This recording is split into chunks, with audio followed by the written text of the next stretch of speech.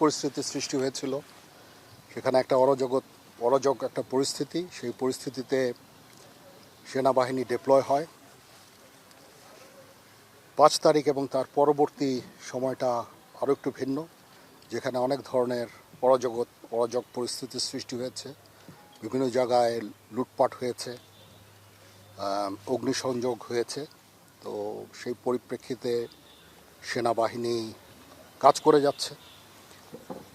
Police ফোর্সের উপরে আক্রমণ হয়েছে, তাদের পুলিশ ফোর্সের সংখ্যা 2 লক্ষ। তো এই একটা বড় সংখ্যক পুলিশ ফোর্স যখন ইনঅ্যাক্টিভ ছিল, তখন এটাকে এই ভয়েডটা কভার করা সেনাবাহিনীর জন্য দুরূহ হয়ে গেছিল। তার পরবর্তীতে আমরা সুন্দরভাবে আমাদের কার্যক্রমের মাধ্যমে পরিস্থিতি নিয়ন্ত্রণে নিয়ে চলে এসেছি। এখন আমরা চেষ্টা করছি পুলিশ ফোর্সকে বিভিন্ন থানায় তাদেরকে আবার কর্মক্ষম কার্যক্রম করে গড়ে তোলা, পুলিশ যেন আবার অ্যাক্টিভ হয়, এটার জন্য আমরা প্রোটেকশন দিচ্ছি তাদেরকে, এবং তারা কার্যক্রম শুরু করেছে। আমি যেই স্ট্যাটিস্টিক্স আজকে পেলাম এখানে খুলনা ডিভিশনে, এটা অত্যন্ত আশাব্যঞ্জক এবং অলমোস্ট নর্মাল, আপনি বলতে পারেন যে নর্মাল। এমনকি আমি তো বলবো যে স্বাভাবিক সময় যে সমস্ত অপরাধ সংগঠিত হয় এখন সেটাও হচ্ছে না।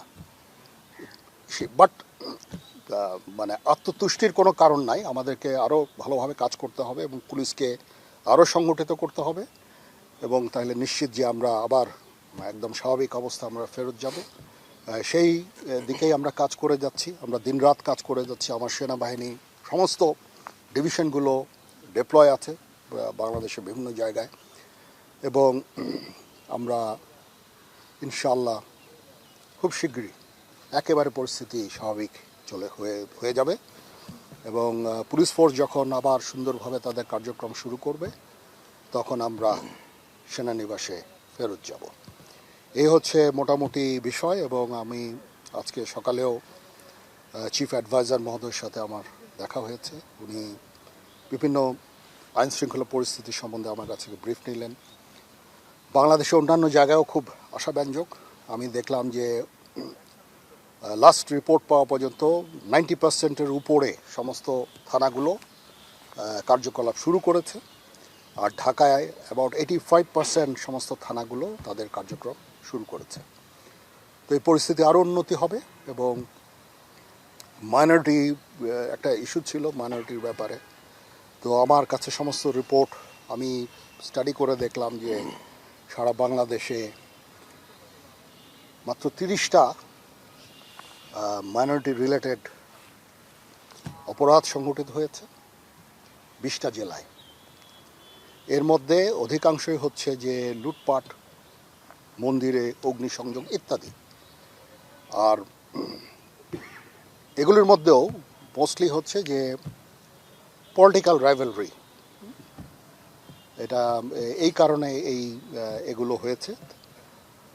আমি আশা করি যে এই জিনিসগুলো আবার নর্মাল হয়ে আসবে, এবং আমি অনুরোধ করব সমস্ত রাজনৈতিক দলগুলোকে তারা যেন শান্তিপূর্ণভাবে তাদের কার্যক্রম চালিয়ে যাক, কোনো ধরনের যেন ধ্বংসাত্মক কোনো কাজ না করে। আমার তাদের প্রতি আবার এই অনুরোধ থাকবে। আমি নিশ্চিত যে ওনারা অত্যন্ত সেন্সিবল, তারা বুঝবেন যে জনগণের এখন দাবিটা কী। যদি জনগণ অরক্ষিত থাকে, যদি এখানে অশান্তি বিরাজ করে, তাহলে সেই রাজনীতি আমি নিশ্চিত যে ওনারা সেই রাজনীতি করেন না। সেটা কোনো দেশের জনগণের রাজনীতি হবে না। তো ওনারা এই জিনিসটা বুঝবেন, এবং আমি নিশ্চিত যে ওনারা যদি আমাদেরকে সাহায্য করেন এবং আপনারা সবাই যদি আমাদের সাহায্য করেন, অবশ্যই আমরা আইনশৃঙ্খলা পরিস্থিতি অত্যন্ত স্বাভাবিক পর্যায়ে আমরা নিয়ে আসতে সক্ষম হব। সে উদ্দেশ্যে আমরা কাজ করে যাচ্ছি। চলেন আমরা একসাথে ওই উদ্দেশ্যে কাজ করি এবং একটা দেশকে সুশৃঙ্খল এবং শান্তির পথে আমরা নিয়ে যাই। এটাই আমার বক্তব্য। আপনাদের যদি কোনো প্রশ্ন থাকে আমাকে করতে পারেন। ঢাকার একটা চিত্র বলি আমি আপনাকে, যে ডাকাতি হচ্ছে ইত্যাদি, এর 80% হচ্ছে প্যানিক, আর হয়তো 20% ফ্যাক্ট।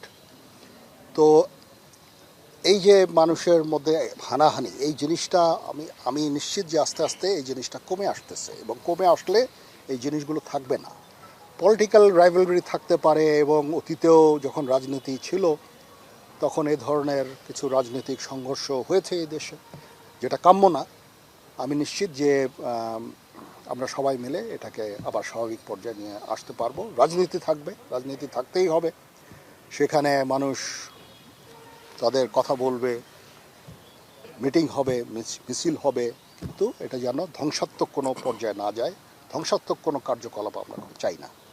এটা কখনোই দেশ জাতির জন্য মঙ্গলজনক না। এই যে পুলিশকে আমরা সংগঠিত করে ফেলছি, যারা যত অপকর্ম করেছে তার জন্য আইনানুগ ব্যবস্থা অবশ্যই গ্রহণ করা হবে, এবং পুলিশ সংগঠিত হয়ে গেলে আমি নিশ্চিত যে এই জিনিসগুলো একেবারেই কমে যাবে। যেটা হয়েছে অত্যন্ত দুঃখজনক, অবশ্যই দুঃখজনক, এবং আমি নিশ্চিত যে পুলিশ সংগঠিত হয়ে গেলে এবং আপনারা সবাই আমরা মিলে এই সমস্ত জিনিস আমরা প্রতিহত করতে পারব।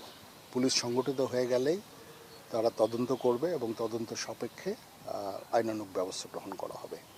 ইনিশিয়াল ডেজগুলোতে আমাদের ফোর্সেসগুলো ছিল হচ্ছে দেশের কেপিআই, ইম্পর্টেন্ট গুরুত্বপূর্ণ স্থাপনা, এয়ারপোর্ট, ডিপ্লোম্যাটিক এরিয়া, জাজেসদের অ্যাকোমোডেশন, সেক্রেটারিজদের অ্যাকোমোডেশন, এগুলো আমরা প্রোটেক্ট করেছি। গুরুত্বপূর্ণ যে সমস্ত বিষয়গুলো, এখন যেহেতু সেই ধরনের আর হুমকি নাই, এই জন্য আমরা এখন বিভিন্ন থানা পর্যায়ে চলে গেছি। আমরা বুঝতে পেরেছি যে পুলিশকে সংগঠিত করা ছাড়া, পুলিশকে সংগঠিত করতে হবে। সংগঠিত করার জন্যই আমরা তাদেরকে প্রোটেকশন দিব বিভিন্ন থানায়, এবং তারা যখনই কনফিডেন্স ফেরত পাবে আমরা সেখান থেকে চলে আসবো।